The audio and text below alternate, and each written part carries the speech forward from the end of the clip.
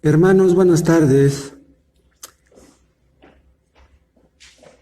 Nos da mucho gusto que estén escuchando esto. Esperamos en Dios que sea para bien, de beneficio, de edificación para todos. El día de hoy nuestra meditación estará basada en algo de lo que sucedió con Naamán, el leproso, y para entender mejor nuestro argumento, vamos a hacer una lectura un poquito larga. Vamos a leer desde el versículo 1, Segunda de Reyes 5, desde el versículo 1 hasta el 16. ¿Están listos? Voy a empezar la lectura. Naamán, general del ejército del rey de Siria, era varón grande delante de su señor y lo tenía en alta estima, porque por medio de él había dado Jehová salvación a Siria. Era este hombre valeroso en extremo, pero leproso. Y de Siria habían salido bandas armadas y habían llevado cautiva de la tierra de Israel a una muchacha, la cual servía a la mujer de Naamán.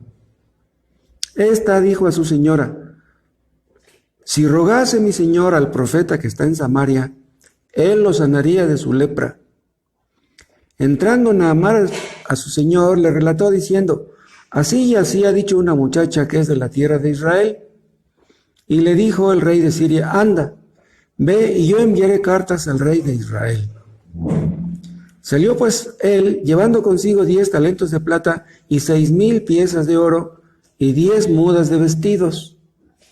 Tomó también cartas para el rey de Israel que decían así: cuando lleguen a ti estas cartas, sabe por ellas que yo envío a ti mi siervo Naamán para que lo sanes de su lepra. Luego que el rey de Israel leyó las cartas, rasgó sus vestidos y dijo: ¿soy yo Dios que mate y dé vida, para que éste envíe a mí a que sane un hombre de su lepra? Considerad ahora y ved cómo busca ocasión contra mí. Cuando Eliseo, el varón de Dios, oyó que el rey de Israel había rasgado sus vestidos, envió a decir al rey: ¿por qué has rasgado tus vestidos? Venga ahora a mí y sabrá que hay profeta en Israel. Y vino Naamán con sus caballos y con su carro y se paró a las puertas de la casa de Eliseo. Entonces Eliseo le envió un mensajero diciendo: ve y lávate 7 veces en el Jordán, y tu carne se te restaurará y serás limpio. Y Naamán se fue enojado diciendo: he aquí yo decía para mí: saldrá él luego y estando en pie invocará el nombre de Jehová su Dios, y alzará su mano y tocará el lugar y sanará la lepra. Habana y Farfar, ríos de Damasco, ¿no son mejores que todas las aguas de Israel? Si me lavare en ellos, ¿no seré también limpio? Y se volvió y se fue enojado. Mas sus criados se le acercaron y le hablaron diciendo: Padre mío, si el profeta te mandara alguna gran cosa, ¿no la harías? ¿Cuánto más diciéndote: lávate y serás limpio? Él entonces descendió y se zambulló 7 veces en el Jordán, conforme a la palabra del varón de Dios, y su carne se volvió como la carne de un niño, y quedó limpio. Y volvió el varón de Dios, al varón de Dios, él y toda su compañía, y se puso delante de él y dijo: he aquí ahora conozco que no hay Dios en toda la tierra sino en Israel. Te ruego que recibas algún presente de tu siervo. Mas él dijo: vive Jehová, en cuya presencia estoy, que no lo aceptaré.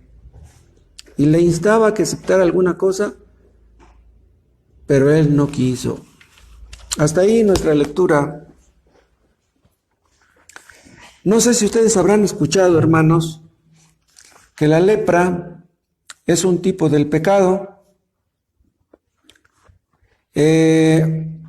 Hay cosas en el Antiguo Testamento que tienen su cumplimiento en el Nuevo Testamento. Un cumplimiento o un paralelo.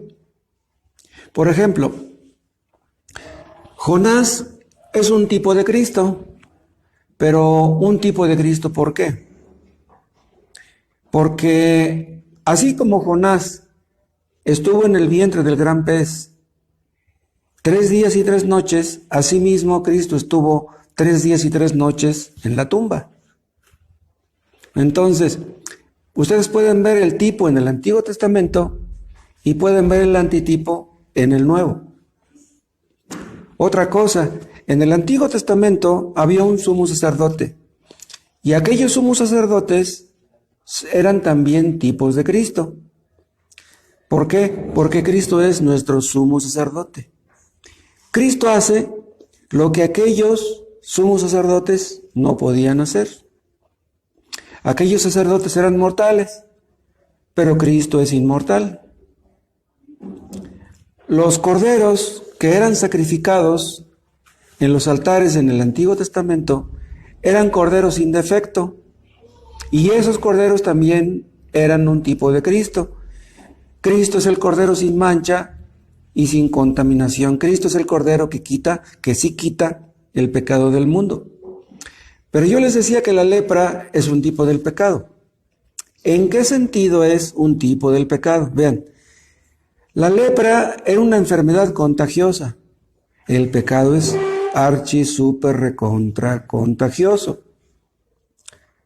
La lepra era incurable en aquel tiempo y el pecado, así como Dios lo ve, para el hombre es algo incurable y es algo mortal, algo sumamente letal. La ley veía la lepra como impureza.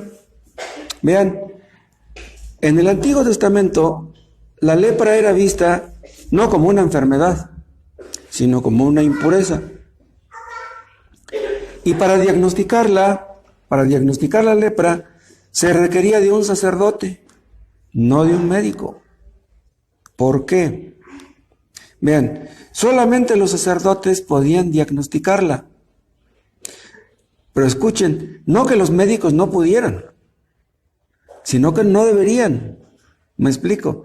O sea, Dios dijo que la lepra tenía que diagnosticarla un sacerdote, no un médico. La Organización Mundial de la Salud dice que el alcoholismo es una enfermedad, pero la Biblia no dice eso. La Biblia dice que el alcoholismo es un pecado. Han de saber ustedes que la lepra la trajeron los judíos de Egipto, y Egipto es un tipo del mundo. Los leprosos eran estigmatizados por la justicia de Dios. La lepra era una figura de la polución moral, de la corrupción, de la contaminación moral. O sea, en otras palabras, para que me entiendan mejor, el pecado es la lepra del alma. ¿Me explico?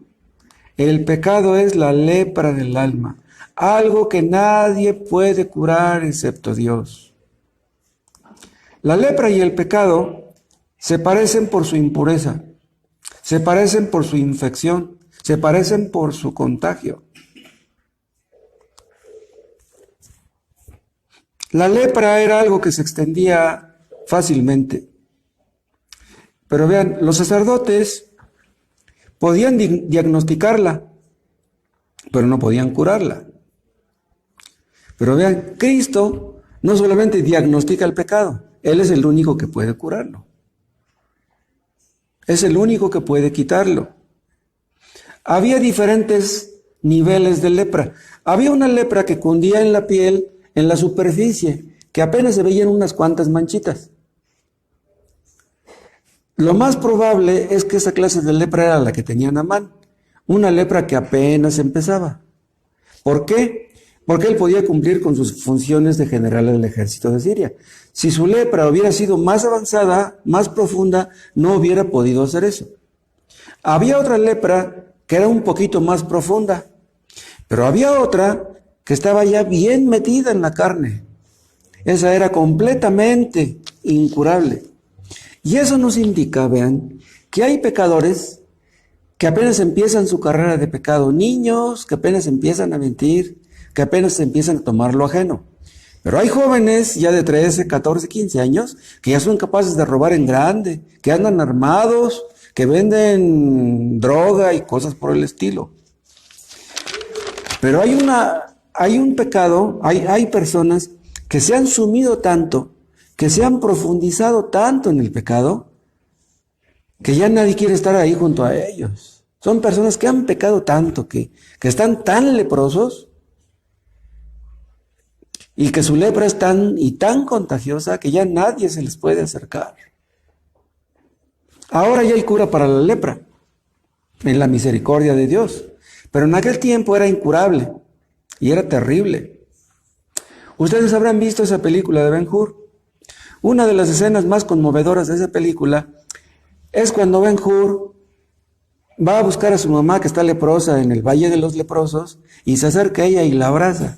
O sea, no le importa contagiarse. Es una escena muy conmovedora. Y luego va a buscar a su hermana que ya se está muriendo y la carga en sus brazos y la saca de la cueva. Cristo cuando anduvo en este mundo se acercó a los leprosos y los tocó. Los leprosos tenían que purificarse, tenían que limpiarse para que no hubiera ninguna sospecha de que estaban contagiados. ¿Cuán contagioso es el pecado? El pecado es más contagioso que el COVID-19. Si yo estoy contagiado del COVID-19 y les hablo a ustedes a 1 metro de distancia, yo los puedo contagiar. Pero si ustedes están a 2 metros, a 3 metros y yo les hablo, no les llega el virus hasta donde están ustedes. Pero escuchen, si ustedes están a 5 metros de mí, si están a 10 metros de mí y yo los insulto a ustedes, mi insulto los contagia aunque estén a 10 metros. Aunque estén a 1000 kilómetros y los insulto por teléfono. ¿Entienden? El pecado es más contagioso que cualquier virus. Tú no puedes librarte del pecado. El único que te puede librar es Dios. Hay algunos que piensan que dejarán el pecado en cuanto se lo propongan, pero quieren que les diga algo, el pecado no es esclavo de nadie. El pecado no recibe órdenes de nadie. Los que piensan que van a dejar el pecado en cuanto se lo propongan, están demostrando lo engañoso que es precisamente el pecado. Dicen algunos, mi principal problema es la bebida, pero en cuanto yo deje la bebida, pues ya estaré libre de problemas. Pero no, ¿de qué sirve que tú dejes de beber si estás lleno de ira, de envidia, de rencor, de lujuria, etc.? Pudiste dejar la bebida, qué bueno, pero puedes dejar esos otros pecados.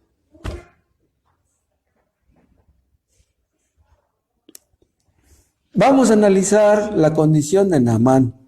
Analizándola, podemos aprender cosas que yo espero que con la ayuda de Dios sean bendecidas en nuestras almas de todos los que estarán escuchando. Ya leímos que Naamán era muy apreciado por el rey de Siria, pero era leproso. Entonces vean, las cosas buenas que Naamán tenía eran opacadas por la lepra. Y esto nos dice que hay personas que tienen muchas cualidades. Hay personas que son muy buenas personas, pero que tienen un pecado dominante. No hay ninguna persona que no tenga un pecado dominante. El hombre que tiene más cualidades, más virtudes, tiene un pecado dominante. Y ese pecado que tienen les afea. Y quieren que les diga algo. Si tú crees que tienes muchas cualidades, pero tuvieras solamente un pecado que te afea, Dios no se fija en tus cualidades. Dios se fija en tu pecado. Dios no lleva la cuenta de tus buenas obras. Dios lleva la cuenta de tus malas obras. En el siglo XX, en el siglo pasado, hubo grandes avances tecnológicos, pero contra el pecado no pueden. La tecnología no te ayuda nada para combatir el pecado. Hay algunos que piensan ingenuamente que este mundo va a ir mejorando poco a poco. Piensan que la tecnología ayudará a solucionar todos los problemas que hay en el mundo y que va a llegar el día en que en este mundo nos vamos a llevar todos como hermanos, que nos vamos a amar, a ver y a reconocer como si fuéramos hermanos. ¿Quieren que les diga algo? Esa es una locura. Nunca se va a ver eso en el mundo. piensa que se van a acabar las guerras. Pero ¿saben una cosa? En el siglo XX, con tanta tecnología que empezó a aparecer, hubo más muertes por guerras que en los siglos anteriores. Bueno, eso no lo podemos asegurar bien, porque en los primeros siglos hubo muchas guerras y no sabemos exactamente cuántos morirían. Pero en el siglo XX murieron millones y millones y millones de personas por las guerras. Entonces, ¿de qué sirvió la evolución? ¿De qué sirvió el avance tecnológico? El mundo ha progresado mucho, pero en lo moral no ha progresado nada. Ahora vean, ¿pero por qué es así? Dios todo lo creó bueno. Dios todo lo hizo bueno. Vio Dios que todo lo que hizo él era bueno. Pero entró el pecado en escena y todo se echó a perder. Y este mundo no es lo que pudo haber sido. Si Adán y Eva hubieran obedecido a Dios, otro gallo nos cantara, pero sabemos lo que ocurrió. Han existido personas, han existido familias que han vivido muy bien durante cierto tiempo, que han vivido en paz, que se sobrellevan más o menos. Matrimonios que han tenido 2, 3 hijos y que se sobrellevan más o menos. Pero de repente, el hombre cae en adulterio o la mujer y esa familia colapsa. Esa familia es destruida. Viene el divorcio, los hijos quedan llenos de rencor, quedan semi-huérfanos, odiando a sus padres y olvídense. Nada más fue que el pecado entró en la familia y todo se echó a perder. Un hombre puede ser muy exitoso, puede irle muy bien en este mundo, pero todo lo echa a perder el pecado. ¿De qué sirve que un hombre sea muy exitoso? ¿De qué sirve que un hombre tenga mucho dinero si tiene pecado en su corazón? El pecado todo lo destruye. El pecado acaba con la felicidad. Siempre hay un pero, como en el caso de Naamán. Era muy apreciado por el rey de Siria, pero leproso. Hay hombres que tienen mucho dinero. Nosotros pensaríamos, puesto que tienen mucho dinero, deberían ser muy felices. Pero ¿quieren que les diga algo? Siempre hay algo que oscurece su alegría. Hay otros que tienen muchos aduladores. Por el dinero que tienen, la gente los adula, los alaba, los elogia, los envidia, pero tienen también muchos opositores. Gente que les odia. Recuerden ustedes el caso de Amán. Amán era uno de los líderes de su país. Todo lo tenía.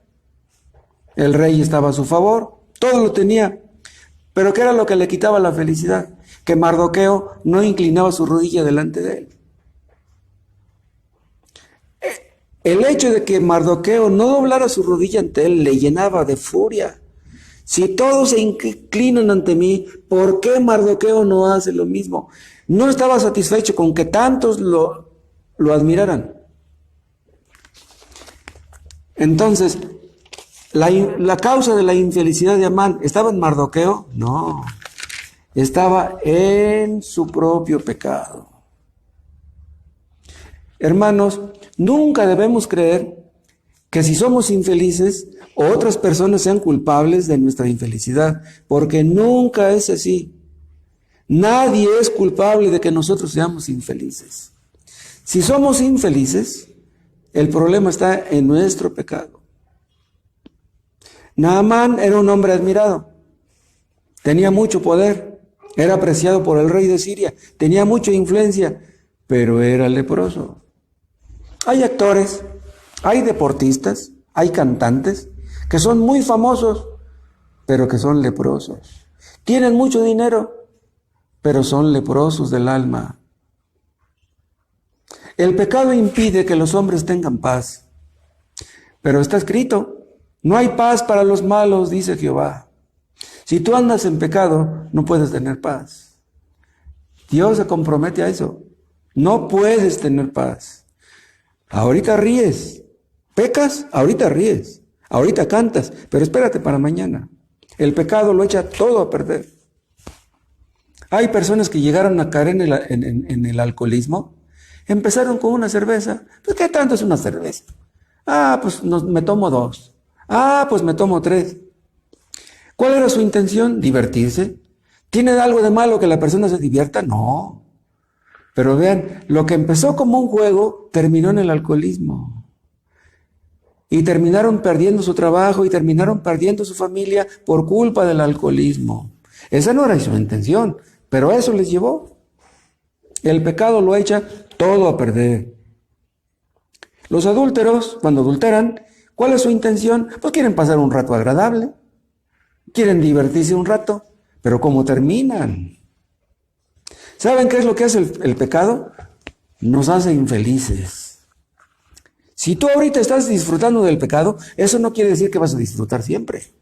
Te lo garantizo.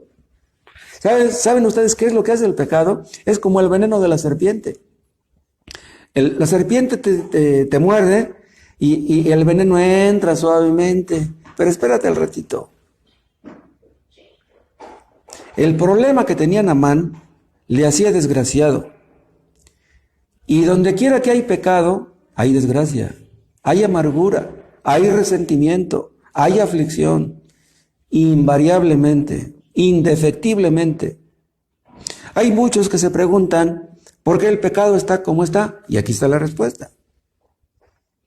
Pero vean, Dios no creó al hombre para que fueran así las cosas. Pero como el hombre prefirió amar al pecado que a Dios, prefirió seguir a Satanás que a Dios, tiene que sufrir las consecuencias. Vean, esa es la verdadera cara del pecado. Pero el diablo la oculta. Ese es el carácter feo del pecado, el carácter grosero del pecado. El pecado es la lepra del alma. Vean, si nosotros sufrimos las consecuencias de nuestro pecado, es porque Dios quiere que las suframos. Si sufriendo las consecuencias de nuestro pecado, no buscamos a Dios para que nos perdone, ¿qué lo hará? Vean ustedes, por ejemplo, el caso de los que están ahorita en cuarentena por este coronavirus. ¿Por qué están en cuarentena? Porque Dios quiere que vean su pecado. ¿Pero lo ven? Millones de personas que estuvieron en cuarentena no pudieron ver su pecado. Estaban encerrados en su casa y querían cantar, y querían bailar, y querían emborracharse. Pero no podían pecar, no podían ver su pecado, pobres. Se quejan de la cuarentena. En lugar de que se quejen de su pecado, se quejan de la cuarentena. ¿Saben ustedes qué es el pecado? Es algo terrible, es algo repulsivo, es algo horrible, es algo repugnante ante los ojos de Dios. El pecado conduce al robo, a la soberbia, a la destrucción, al caos, problemas familiares, estatales, nacionales, problemas en la iglesia, todo por causa del pecado. Y otra cosa, tome nota, el pecado no respeta a las personas. Naamán era un personaje, era estimado por el rey de Siria, pero véanlo, era el leproso. Era un hombre muy influyente, pero leproso. No importa quiénes seamos, no importa dónde estemos, el pecado lo echa todo a perder. Nixon, Clinton, Obama, Michael Jackson, O.J. Simpson, Harvey Weinstein, todos echan a perder sus vidas por su pecado. El pecado afea nuestro carácter. Y lo que son las cosas, por naturaleza nos tenemos en un buen concepto. Creemos ser buenas personas. Y es precisamente por el pecado que mora en nosotros. Porque si viéramos el pecado como realmente es, nos horrorizaríamos de lo que hay en nosotros. Y vean otra cosa. En este asunto del pecado no hay nadie que nos pueda ayudar. Naamán había consultado con médicos, con los mejores médicos de su tiempo, y nadie le había podido ayudar porque él tenía dinero. El rey de Siria, que era su amigo, hubiera hecho cualquier cosa por ayudarle, pero no podía. Le dio cartas el rey de Siria para que se las llevara al rey de Israel, pero el rey de Israel tampoco podía ayudarle.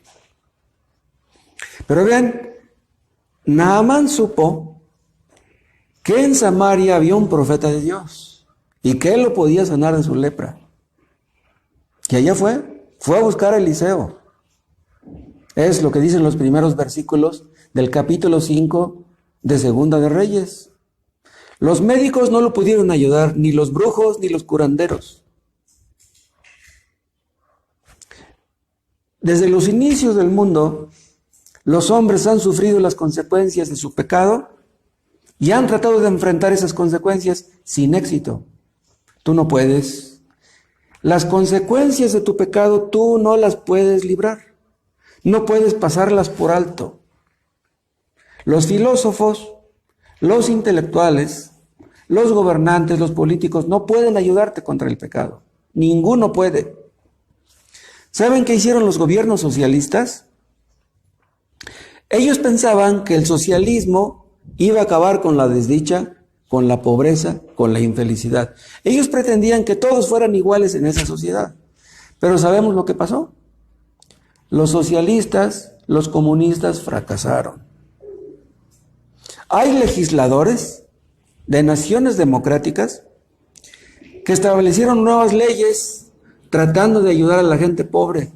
Supuestamente esa es la idea de todos los países que tienen leyes democráticas. Ellos tienen buenas intenciones, se supone.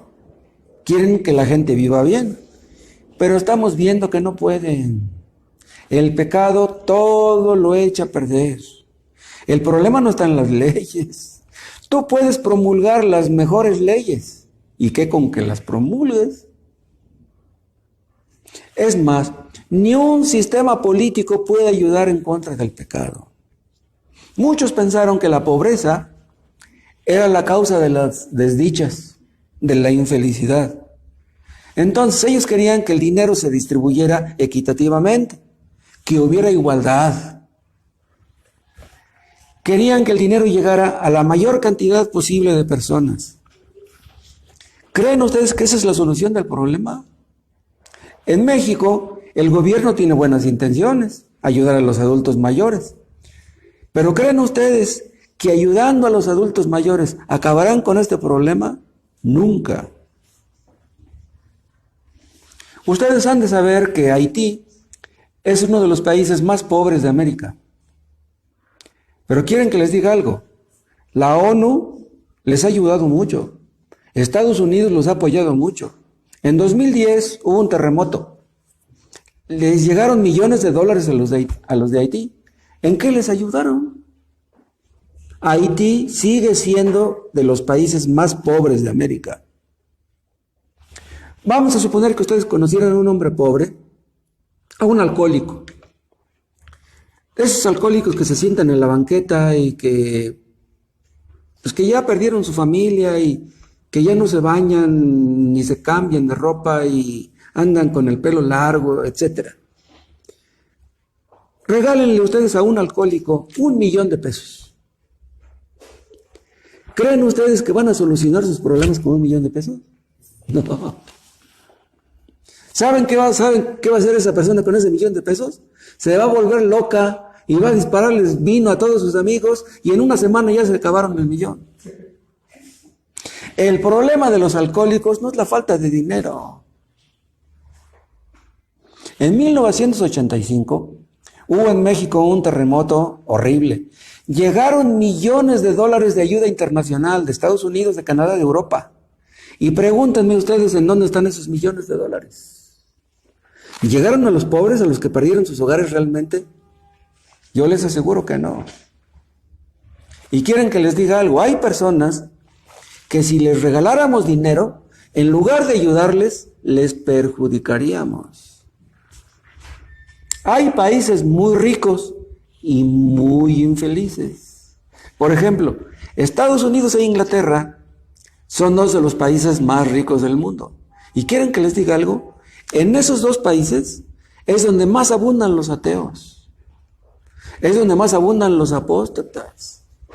en Estados Unidos y en Inglaterra es donde ha abundado el cristianismo, buenos predicadores, buenos siervos de Dios, pero es donde más apóstatas hay. Hubo sociólogos que dijeron que el problema del hombre era por tener demasiado dinero, por tener demasiadas comodidades, que por eso es el vicio y por eso es el crimen, por la abundancia del dinero. Pero hubo otros que dijeron lo contrario, que el problema no era por el mucho dinero, era por el poco o por el nada de dinero. Decían algunos que estábamos todos muy estresados y con muchos problemas porque teníamos demasiado trabajo. Los hombres trabajaban 11, 12 horas diarias. Y saben que en Estados Unidos hubo leyes que restringieron todo aquello y establecieron una semana de 40 horas. Entonces los hombres trabajaban 8 horas por día. ¿Y eso en qué ayudó? En nada. Créanme, eso no ayuda en nada. Otros dicen que el problema no está en el trabajo, que está en el ocio. La gente que está ociosa, dicen, es la que más peca. La gente que no tiene trabajo es la que está nomás con malos pensamientos. Dice, pero si a los ociosos les damos trabajo, entonces ya no estarán con malos pensamientos y todo se va a componer. Todo eso es puro rollo, puro cuento. ¿Saben ustedes por qué hay tantas guerras? ¿Saben ustedes por qué hay tantos crímenes encobijados, encajuelados, decapitados en México? Es por el pecado. No es por otra cosa. No es por la falta de dinero. No es por la falta de trabajo. Es por el pecado. Hay muchas personas que les falta un pie. Hay muchas personas que les falta una mano y que andan trabajando, que venden chicles. ¿Saben ustedes por qué hay tanta depresión, tanto estrés, tanta angustia, tanta infelicidad? Es por el pecado y no crean que por otra cosa. Y los hombres se preguntan cómo podrán solucionar estos problemas, pero no pueden. Estas preguntas no son nuevas. A través de la historia, esta gente se ha hecho las preguntas, pero no encuentran la respuesta. Los filósofos contribuyeron. Ellos eran personas muy capaces e inteligentes y trataron de responder estas preguntas, pero tampoco pudieron. ¿Saben por qué? Porque también ellos eran leprosos, leprosos del alma. Por muy inteligentes que fueran los filósofos, también eran leprosos. Se han creado organizaciones, consejos de ayuda matrimonial, clubes de optimismo, grupos de ayuda mutua, todo en vano. Tú no puedes contra el pecado, no puedes. Esa es la imagen de Naamán el leproso. Nadie podía curar a Naamán. En México hay legisladores que yo supongo tienen buenas intenciones cuando establecen sus leyes, pero nuestros legisladores son leprosos también. Ahí está el problema. Hay jóvenes en nuestro querido México muy desorientados, pero sus padres no les pueden ayudar. No les ayudaron con advertencias, no les ayudaron con amenazas, no les ayudaron con golpes, no les ayudaron con consejos ni con besos. El pecado de los jóvenes no puede ser ayudado con nada. El único que puede ayudar a tus hijos es Dios. Es el único. El hombre está atado por 1000 cadenas, por sus propias cadenas, por las cadenas que ama. Y no saben cómo liberarse.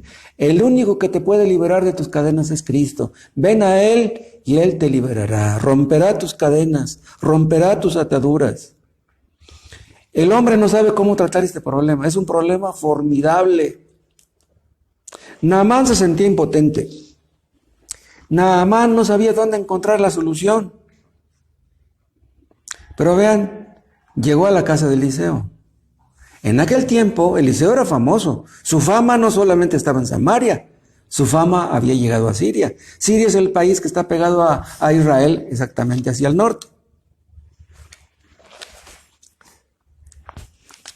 Nosotros vivimos rodeados de gente leprosa del alma, gente desdichada, gente amargada, llena de problemas, gente infeliz, gente que sufre las consecuencias de su pecado. Y saben una cosa, no saben que en el Evangelio está la solución. No saben. Es más, déjenme decirles esto. Hay personas que viven en la desdicha, en la infelicidad, y tienen su Biblia en la casa y no la leen. Ahí está la solución y no la leen. Otros la leen pero no creen en ella. ¿Cómo encontrarán la solución? Nosotros predicamos el Evangelio porque sabemos que es la única solución.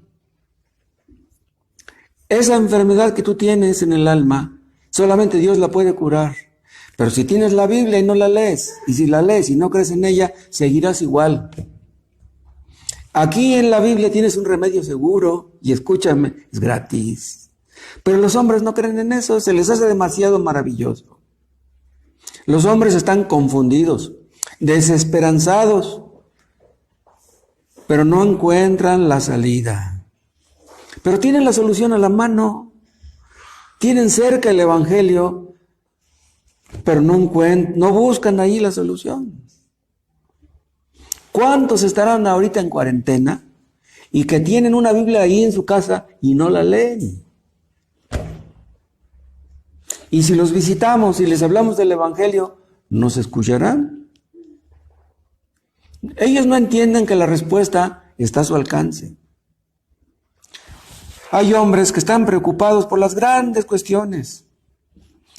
Pero como a los cristianos nos ven como pequeños, nos ven como ignorantes, nos ven como tontos, no creen que nosotros podamos tener la solución. Bueno, en realidad nosotros no la tenemos, pero vean, aquí está, en la palabra de Dios. Y es que los hombres orgullosos, ¿saben qué? Piensan a lo grande. Ellos esperan ver cosas grandes. Ellos piensan oír cosas grandes. Y el cristianismo les parece insignificante, les parece poca cosa. El rey de Siria le mandó al rey de Israel muchas monedas de oro, 6,000 monedas de oro. Él pensaba que en las monedas de oro estaba la solución. Los reyes de Israel, los reyes de Siria, ellos pensaban en sus ejércitos, pensaban en sus armas. ¿Quién tenía la solución del problema de la lepra de Naamán? Era una muchacha judía que había sido llevada cautiva y que trabajaba para la esposa de Naamán. Una muchacha, una criada judía, tenía la respuesta. La respuesta estaba en la palabra de Dios y en el profeta de Dios que estaba en Samaria. Por decirlo de otra manera, la solución del problema de Naamán estaba en la cocina. ¿Entienden? La muchacha estaba ahí en la cocina. Pero Naamán fue a buscar al rey de Israel. Los presidentes, los gobernadores, crean comisiones especiales, leyes parlamentarias, buscan asesores, consejeros de experiencia, buscando supuestamente la solución, pero no la encuentran. Y vean los gringos, en Estados Unidos, ellos han gastado millones y millones de dólares para enviar a hombres a otros planetas. Quieren ganar la carrera espacial. Ellos piensan que están invirtiendo bien su dinero. Pero díganme, esos millones de dólares que están gastando, ¿de qué les sirven? No les sirven de nada. Ellos no entienden que la solución la tienen en su casa, en la Biblia. ¿Qué andan buscando tan lejos?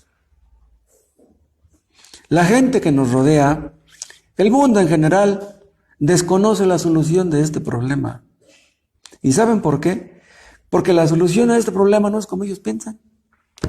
Ese es el asunto. Todo el mensaje bíblico, toda la salvación de Dios, todo lo que Dios tiene que decirnos, está en esta sirvienta. ¿Cómo ven?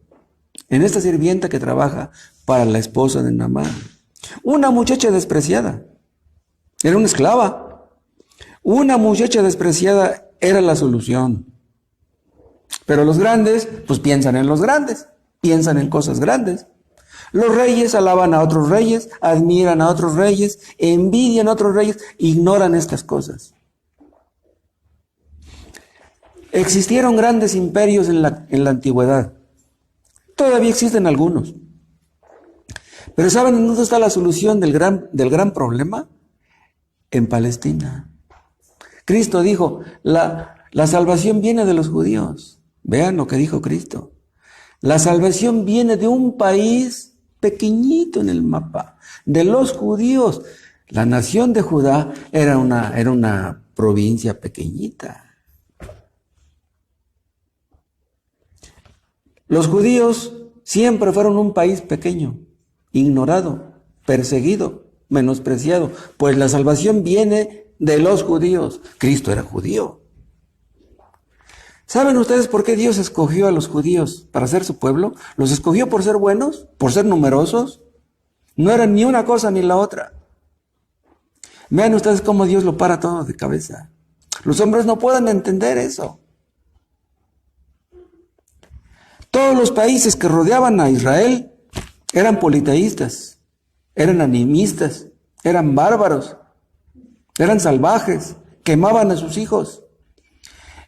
Israel era el único país que defendía el hecho de que hay un solo Dios verdadero. En la Biblia vemos el caso de muchas personas humildes, de muchas personas sencillas, insignificantes, que Dios usó para su gloria. Recuerden el caso de José. Faraón era el rey más poderoso de su tiempo, pero se ve amenazado por el hambre. Recuerden que Dios le dio un sueño de las vacas flacas y de las vacas gordas. Él quería entender el significado, pero pues no lo sabía. Mandó a sus sabios y a sus adivinos que le dijeran acerca del significado de su sueño y nadie le pudo ayudar. ¿En dónde estaba el significado de su sueño? ¿Quién tenía la respuesta? Un muchacho que había sido esclavo y que estaba encerrado en la cárcel. ¿Cómo ven? Nadie en Egipto podía ayudarle. El único que le podía ayudar era aquel muchacho esclavo.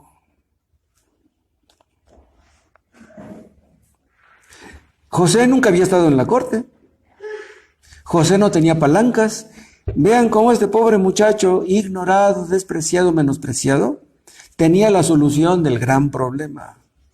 Gracias a José, Egipto fue librado del hambre y las naciones vecinas también, incluso Israel, Jacob y sus hijos. Y lo mismo pasó con David. Vean, en el tiempo de David, cuando él era un muchacho, cuando cuidaba las ovejas, todo el mundo tenía miedo de Goliat, porque Goliat, con su esclavo, con su espada, con su lanza y con sus jabalinas, retaba a los escuadrones de Israel, todos le tenían miedo. Pero ¿a quién usó Dios para vencer a Goliat? A un muchachito, no al mayor de sus hermanos, sino al menor de todos. David era el menor. Y ni Samuel sospechaba eso, pensaba que era el hijo mayor, y luego el que segundo, y luego el tercero. Era el último, el más pequeño de los hijos de Isaí. Vean ustedes cómo los hombres buscan grandes cosas. Dios todo lo para de cabeza. Dios hace cosas increíbles. Dios hace cosas sorprendentes. Dios nos sorprende. Vean ustedes lo mismo en el caso de Jesús mismo. Todos pensaban que iba a venir el Mesías prometido y pensaban cosas muy grandes acerca de él. Nunca pudieron imaginar que el Mesías iba a venir en un pesebre. Nunca se les ocurrió. Y en un pequeño pueblo, ellos pensarían, si van a nacer el Mesías, pues tiene que nacer en Jerusalén. Pero nació en Belén, un pueblito pequeñito que ni en el mapa aparecía. Augusto César estaba pensando en el edicto, estaba pensando en el censo. Los judíos se metían en la política. Y vean, los que estaban en la posada, pues ellos ya estaban ahí satisfechos, ahí tenían en el mesón, estaban contentos, pero llegó María y no hubo lugar para ella, no hubo lugar para José y para María y para el niño Jesús en el mesón. Nunca se les ocurrió pensar que el Mesías vendría de una pobre muchacha judía desconocida. Un pequeño bebé, hijo de una muchacha judía desconocida y de un carpintero. El Mesías, hijo de un carpintero, ¿cómo es posible eso? Los gobernantes de aquel tiempo ni se les ocurría pensar en eso. ¿Cómo que el Mesías nació junto a las vacas, junto a los bueyes, junto a las ovejas, junto a los asnos? Imposible. Cristo creció. Estaba en Galilea. Discutía con los doctores de la ley, ¿se acuerdan cuando tenía 12 años? Pero los doctores de la ley no tenían ojos para verlo. Ahí tenían al Mesías enfrente, pero no lo veían. Durante mucho tiempo Jesús predicó en Galilea cuando empezó su ministerio. ¿Y saben qué decían los de Jerusalén? Si Él es el Mesías, ¿por qué no viene a Jerusalén? ¿Cómo es que anda predicando en Nazaret, anda predicando en Galilea? Pues que venga acá. Que venga y que se nombre rey y que nos invite a tomar las armas y que lleve a la nación de Israel a la libertad. Vamos a pelear contra los romanos. No querían creer que Cristo fuera el Mesías, porque su padre adoptivo era un carpintero. Y luego lo vieron crucificado en la cruz, que no pudo defenderse, no abrió su boca para defenderse. Hasta los ladrones se burlaban de él. ¿Saben qué decían los judíos? La salvación no está en las cocinas, la salvación no está en las carpinterías. No puede ser. Queremos cosas grandes, decían ellos. El mundo nunca ha estado consciente de la solución del gran problema, nunca. Así ha sido desde entonces. Vean el caso de la Iglesia de Cristo. ¿Cómo empezó la Iglesia de Cristo? Vean, los fundadores de la primera iglesia eran gente pobre, pescadores, humildes, gente pobre. Esa fue la primera iglesia cristiana. Cristo encargó su reino a gente pobre, gente menospreciada. Y por eso el mundo no les prestó atención, hasta que pararon de cabeza el mundo. Los cristianos fueron perseguidos y llenaron Europa del cristianismo, del evangelio. Pararon de cabeza Europa. Vean el caso de Martín Lutero. Dios usó a Martín Lutero para parar de cabeza el mundo de nuevo. ¿Pero por qué no usó un papa? ¿Por qué no usó al emperador del Sacro Imperio Alemán? ¿Cómo se llamaba? Ya ni me acuerdo. Lutero se enfrentó al papa, se enfrentó a todos los cardenales, se enfrentó al emperador y obtuvo la victoria. ¿Saben ustedes por qué? Porque Dios estaba con él. La respuesta estaba en un pobre monje desconocido. Solamente hay una respuesta para los males que aquejan a nuestra sociedad. ¿Saben en dónde está la solución? En la iglesia de Cristo, en la esposa de Cristo. Pero los hombres no lo creen. Les hablamos del evangelio y no lo creen. Hay muchos que tienen una religión, hay muchos que dicen ser cristianos, pero no creen lo que dice la Biblia. En serio. Personas que les gusta ir al culto, que les gustan los cantos y que les gustan las alabanzas, pero no creen en el Dios de la Biblia. No estoy mintiendo, no estoy exagerando. Personas que buscan cosas grandes, buscan sanidades, buscan milagros, pero no buscan al Dios de la Biblia. Se meten en una religión, quieren un milagro, buscan la solución de sus enfermedades, pero a Dios no lo buscan. Buscan milagros y dones espirituales, quieren hablar en lenguas, pero a Dios no lo buscan ni le obedecen tampoco. ¿Saben ustedes en dónde está la solución de los grandes problemas del mundo?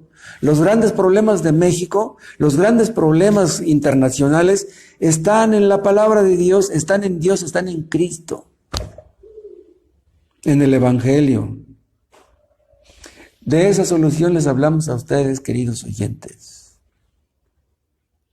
El gran problema, escúchenme, no es el COVID-19, ni el SIDA, ni la peste bubónica, ni las guerras, ni los terremotos, ni los tsunamis. El gran problema del mundo es el pecado y solamente Cristo te puede ayudar.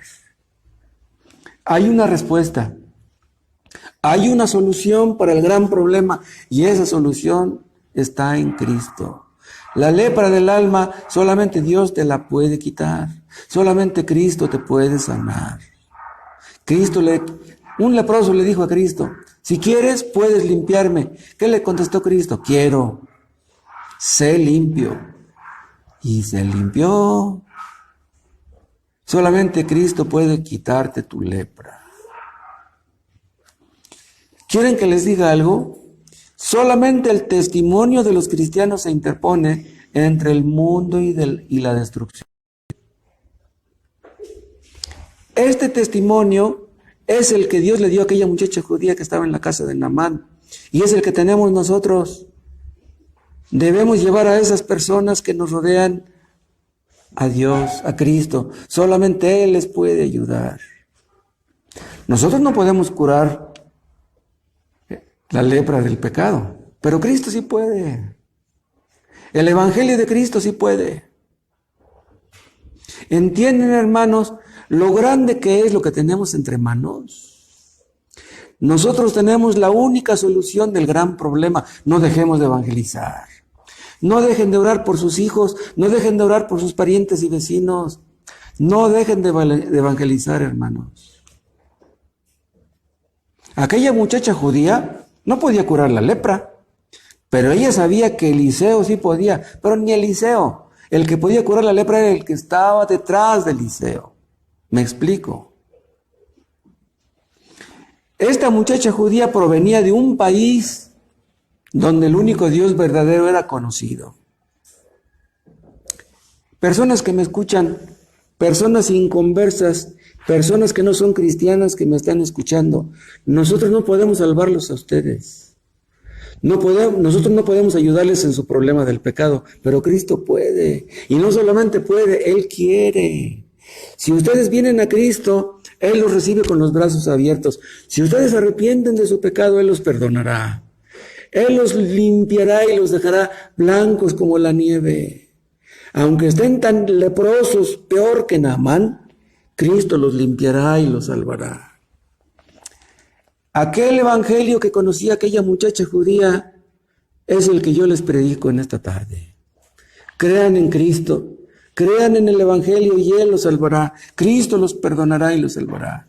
El apóstol Pablo dijo, no me avergüenzo del evangelio porque es potencia de Dios para salvación a todo aquel que cree. Aquel evangelio que salvó a millones, lo salvará a ustedes si vienen a Cristo. Por mucho que hayan ustedes pecado, por muy profunda y arraigada que tengan su lepra, Cristo los limpiará. Aunque hayan violado, aunque hayan matado, aunque hayan sido narcos, Él los perdonará y los limpiará. Aquella muchacha judía le dijo a su ama, si rogase mi señor al profeta que está en Samaria, Él lo sanaría de su lepra. Es lo que dice este capítulo 5 de Segunda de Reyes en el versículo 3. Aquella muchacha judía no era tan tonta como para pensar que Eliseo tenía poder en sí mismo, no. Ella creía en Jehová, el Dios del Antiguo Testamento. Y nosotros creemos en Jesús, el Dios del Nuevo Testamento, pero vean, Jesús es el mismo Jehová. Nosotros te invitamos a Jesús, a que vengas a Él, a sus pies, a que dobles sus rodillas, a que te humille tus rodillas y que te humilles delante de Él y Él te perdonará. Quien tú seas, Dios puede perdonarte. No importa hasta dónde hayas llegado. Hay diferentes tipos de lepra, diferentes niveles de lepra. Pero aunque tú seas el peor de los leprosos, Cristo puede limpiarte. Cristo es el Salvador de los pecadores, el único. El mundo no puede sanarte. Nadie te sanará. Nadie te puede limpiar. Pero Cristo sí puede. Y sabes una cosa, tú no puedes sanarte a ti mismo. Tú nunca podrás dejar tu pecado. Por mucha fuerza de voluntad que tú tengas, tú nunca podrás vencer tu pecado. Vencer el pecado no es cuestión de fuerza de voluntad, no es cuestión de inteligencia. Es cuestión de que tú te humilles delante de Dios y Él te ayudará. Si tú menospreciaste a Cristo, menospreciaste el cristianismo, menospreciaste a los cristianos, menospreciaste la Biblia, cambia de opinión ahora. Ven a Cristo ahora. Arrepiéntete ahora. Cree en Cristo ahora y Él te salvará ahora.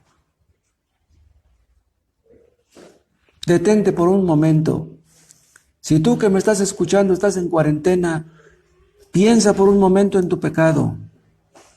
No te apresures por querer salir de tu cuarentena. Piensa en Dios. Piensa que Él es santo y que lo has ofendido. Y ahí en ese lugar donde estás, dobla tus rodillas y pídele que te perdone. ¿Sabes tú para qué murió Cristo en la cruz? Para que los pecadores pudieran ser perdonados. Ya Cristo hizo en la cruz todo lo que era necesario. Cuando Cristo estaba en la cruz dijo, todo está consumado, todo está hecho, ya no tienes que hacer nada. Lo único que tú tienes que hacer es creer en Él. Y si tú crees en Él, todos tus pecados son perdonados, absolutamente todos, y nunca te los estará cantando. No se acordará de ellos. Que Dios nos bendiga a todos con su palabra. Te damos gracias, Padre, porque tú eres el único que pudiste sanar esta terrible enfermedad del pecado. Gracias porque Cristo vino a hacer el gran milagro. Gracias por su obra perfecta y acabada. Oh Dios, enséñanos a todos a confiar en eso. Ayuda a todos los que son inconversos a poner sus ojos y su confianza en Cristo muriendo en la cruz y que sean salvos. Te lo pedimos en el nombre de nuestro Señor Jesucristo. Amén.